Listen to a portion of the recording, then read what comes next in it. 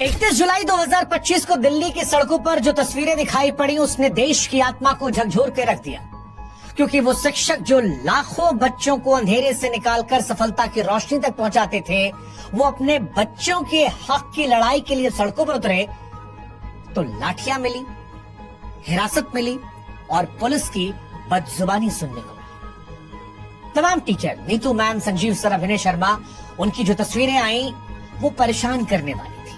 परेशान इसलिए क्योंकि गुरु अपने छात्रों के हक की बात करने आए थे। एक टीचर का टूटा हुआ हाथ दिखाई पड़ा और तब लगा कि ये उस व्यक्ति की चोट नहीं है, उस व्यवस्था की गूंगी बर्बरता का प्रतीक है जो इंसाफ देने से डरती है। सवाल उठा कि क्या यही वो भारत की कल्पना है जो हमने की है, जहां गुरु को सजा मिलती है क्योंकि वो अपने बच्चों के लिए आवाज उठा रहा है। सच कहे तो ये जख्म सिर्फ शरीर पर नहीं है, हर उस मेहनत कश युवा की उम्मीद पर लगे घाव हैं जो दिन रात मेहनत करके नौकरी की आस लगाए बैठा है। ये हर उस माँ बाप की पीड़ा है जो बच्चे को बेहतर कल देना चाहती है, और इसीलिए हम कह रहे हैं कि ये सिर्फ एक प्रदर्शन नहीं है, ये उस व्यवस्था के खिलाफ एक चीख थी जो पारदर्शिता का दावा तो करती है लेकिन सवालों से आंखें चुरा लेती है। जब गुरु और शिष्य दोनों सड़कों पर हों और उनके हिस्से में लाठी आए तो साहब सिर्फ सवाल परीक्षा का नहीं रहता है, फिर सवाल पूरे सिस्टम से उठता है कि कैसा देश है, कैसा लोकतांत्रिक देश है जहां पर न्याय मांगना गुनाह है। क्योंकि जब शिक्षक और छात्र दोनों इंसाफ की मांग करते लहूलुहान हो तो लड़ाई सिर्फ उनकी नहीं होती है, लड़ाई पूरे समाज की होती है। और आज इसीलिए एसएससी सीजीएल विवाद पर जब उम्मीदें टूटी तो हमें लगा कि आइए इनका साथ दें एक बेहतर भविष्य के लिए। एसएससी सीजीएल का विवाद क्या है वो आपको समझाते हैं। दरअसल एसएससी यानी स्टाफ सिलेक्शन कमीशन की सीजीएल परीक्षा हर साल करोड़ों युवाओं के लिए सरकारी नौकरी की उम्मीद लेकर आती है। करीब 3 करोड़ से ज्यादा अभ्यर्थी इस परीक्षा में हिस्सा लेते हैं। अपने और अपने परिवार के बेहतर भविष्य की कल्पना लिए दिन रात वो मेहनत करते हैं। लेकिन हाल के वर्षों में ये परीक्षा नौकरियों का जरिया कम, विवादों के केंद्र ज्यादा बनी है। 2024 के टायर 1 रिजल्ट ने इस पर शक की सुई और तेज की। अचानक ऊंचा कट ऑफ और कुछ खास परीक्षा केंद्रों में लगातार चयन और रोल नंबरों का पैटर्न साफ साफ इशारा कर रहा था कि कुछ तो गड़बड़ है।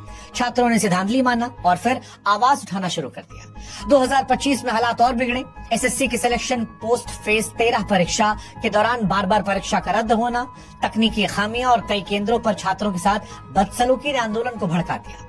हजारों अभ्यर्थियों और शिक्षक दिल्ली चलो आंदोलन के तहत दिल्ली के जंतर मंतर और कई और इलाकों पर प्रदर्शन करने पहुंचे, न्याय की मांग कर रहे थे। लेकिन इस न्याय की मांग के बीच में इन्हें लाठियां, गिरफ्तारी और इनके गुरुओं की पिटाई को देखना पड़ा। जो शिक्षक अपने छात्रों को देश के निर्माण की राह दिखा रहे थे आज लहूलुहान थे। जो शिक्षक जो किसी समाज की नींव होते हैं अपने ही छात्रों के लिए सड़क पर जब उतरने को मजबूर हो गए तो ये समझ में हमें भी आ रहा था कि सिर्फ परीक्षा नहीं, लोकतंत्र की आत्मा घायल हो रही है। और नीतू मैम, अभिनय शर्मा या भोला यादव, आदित्य रंजन, ये आज सिर्फ एक कोचिंग सेंटर के शिक्षकों के नाम नहीं थे, ये उस आवाज का प्रतीक थे जो छात्रों की उम्मीदों के लिए आज सामने आए थे। एक शिक्षक ने जब पुलिस वाले से पूछा कि आप इतना डरते क्यों हैं सवालों से, तो पुलिस वाले ने कहा वर्दी पहनोगे समझ में आएगा। शिक्षक ने कहा पहनी तो उतार दी, बोला मर्द होते तो पहने रहते। इस तरह के शब्दों का चयन शिक्षक को लेकर मर्दांगी का जिक्र करना, समझ नहीं आ रहा था कि किसे बचाया जा रहा है, किसे छिपाया जा रहा है, क्योंकि हक की बात करना कहाँ से गलत हो जाता है। वो पुलिस वाला भी जो नौकरी कर रहा है उसे भी किसी ने पढ़ाया होगा, और क्या बात रखने के लिए डंडा पड़ेगा।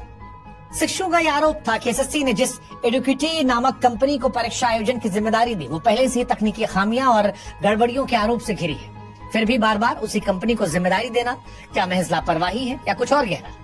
क्या ये एक सुनियोजित खेल नहीं जिसमें छात्रों के भविष्य दांव पर लगाया जा रहा है? लाखों युवा हर साल मेहनत करते हैं, सालों का संघर्ष होता है, उनके परिवारों की उम्मीदें होती हैं। क्या ये सब कुछ एक ऐसी कंपनी के भरोसे छोड़ देना ठीक है जिसकी साख पर पहले से सवाल है? अभ्यर्थी कई मांग कर रहे हैं। एसएससी सीजीएल अभ्यर्थियों ने अपनी मांगों को स्पष्ट किया। ये मांगे न केवल उनके हक की लड़ाई थी बल्कि एक पारदर्शी और निष्पक्ष व्यवस्था की स्थापना की तरफ इशारा कर रही थी। पहली मांग थी एडुकेटी पर प्रतिबंध। इस कंपनी की तकनीकी अक्षमता और संदिग्ध भूमि के चलते छात्र कह रहे हैं कि इसे परीक्षा आयोजन से हटाया जाए। दूसरा, परीक्षा और परिणाम की तारीख तय हो। यूपीएससी की तरह वो भी कह रहे हैं कि एसएससी भी एक निश्चित कैलेंडर जारी करे जिसमें परीक्षा और परिणाम की तारीखें शामिल हो। तीसरा, पारदर्शी नॉर्मलाइजेशन प्रक्रिया, नॉर्मलाइजेशन की प्रक्रिया में पारदर्शिता हो ताकि अभ्यर्थी को शक न रहे। चौथा, परीक्षा का उत्तर उचित हो, प्रश्न पत्र में गलतियां ना हो और एक ही सवाल अलग अलग पालियों में ना पूछा जाए। पांचवा, नियुक्ति में तेजी, भर्ती प्रक्रिया पूरी होने के बाद नियुक्ति तुरंत हो, ना कि पुरानी भर्तियों का रुकी रहे। छठा, वेटिंग लिस्ट।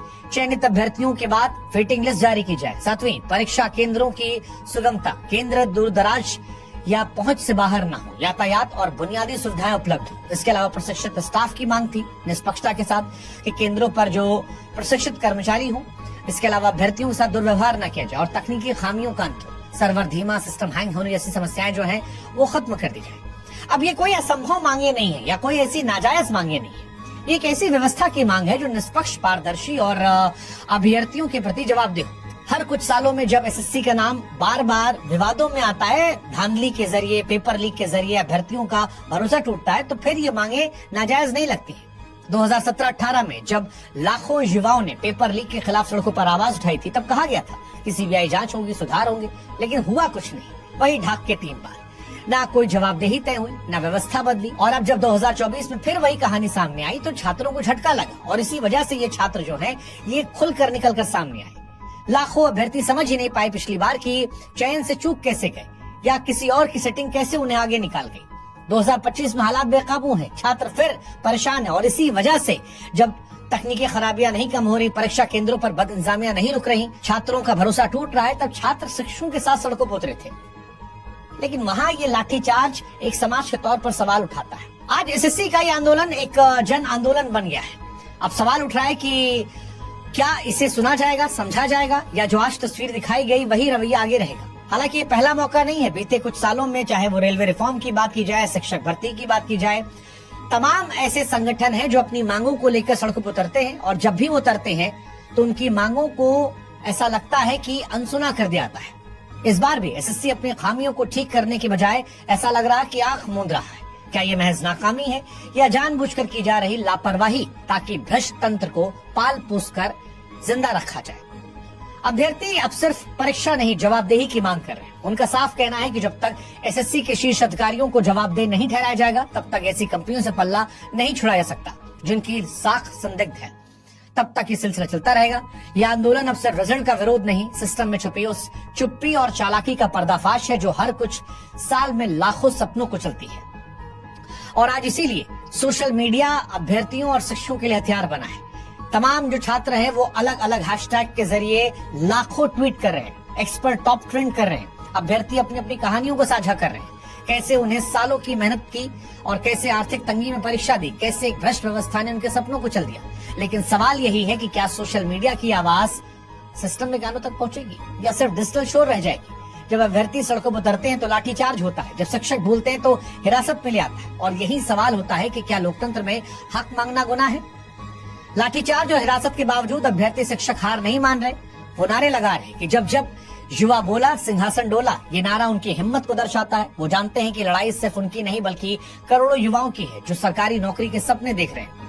शिक्षक नीतू मैम कहती हैं कि सबको इन लोगों ने मार के भगाया, लेकिन ये हिंसा अभ्यर्थियों का हौसला नहीं तोड़ पाई। वो फिर एकत्रित हो रहे हैं, अपनी मांगों को दोहरा रहे हैं और व्यवस्था से जवाब मांग रहे हैं। यह आंदोलन अब सिर्फ एसएससी तक सीमित नहीं, रेलवे, बीपीएससी और अन्य भर्ती परीक्षाओं में व्याप्त भ्रष्टाचार के खिलाफ एक बड़ा जन आंदोलन बन गया है। एसएससी सीजीएल को लेकर उठे विरोध प्रदर्शन सिर्फ एक परीक्षा या परिणाम का मामला नहीं, ये भारत की भर्ती व्यवस्था में फैले उस गहरे रोग का लक्षण है जो लाखों युवाओं के सपनों को चल रहा, शिक्षकों की आवाज को खामोश कर रहा और भ्रष्टाचार को खुलेआम फलने फूलने दे रहा। जिस सिस्टम में पारदर्शी की जगह संदेह हो और सवाल पूछने पर लाठियां मिले, यकीन मानिए वो देश विश्व गुरु तो नहीं बन सकता जहां पर छात्र और शिक्षक एक साथ लाठियां खा रहे। उम्मीद है सरकार, सिस्टम इस पर ध्यान देंगे। सरकार के पास दो रास्ते हैं, या तो छात्रों की आवाज सुने, शिक्षकों की बात माने, उनकी मांगों गंभीरता से लेकर उन संदिग्ध कंपनियों पर कार्रवाई करे, कार्य प्रणाली को बेहतर करे, पारदर्शिता और जवाबदेही सामने लाए,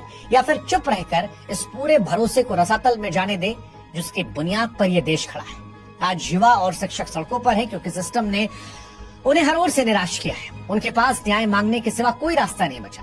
लेकिन ये साफ है, लाठियां उनकी आवाज को दबा नहीं सकती, डर उन्हें चुप नहीं करा सकता। ये आंदोलन, ऐसा लगता है, तब तक नहीं रुकेगा जब तक बदलाव नहीं आता। सरकार से हमारी भी गुजारिश है, इतिहास भी यही कहता है कि भारत के युवाओं ने जब भी अन्याय के खिलाफ आवाज उठाई तब सिंहासन हिल गया, पूरी व्यवस्था हिल गई। बेहतर है कि भारत के करोड़ों छात्रों की अलग अलग विषयों को लेकर चिंता जो है उसे अनसुना न किया जाए, उसे सुना जाए। नहीं तो कहीं ऐसा न हो कि इतिहास फिर से खुद को दोहरा जाए। इसी उम्मीद के साथ हम उम्मीद करते हैं कि वो कानों तक जो आवाज नहीं पहुंच रही वो पहुंचेगी, और इन छात्रों को, इन शिक्षकों को हमारा भी समर्थन है। जय हिंद, जय भारत, नमस्कार।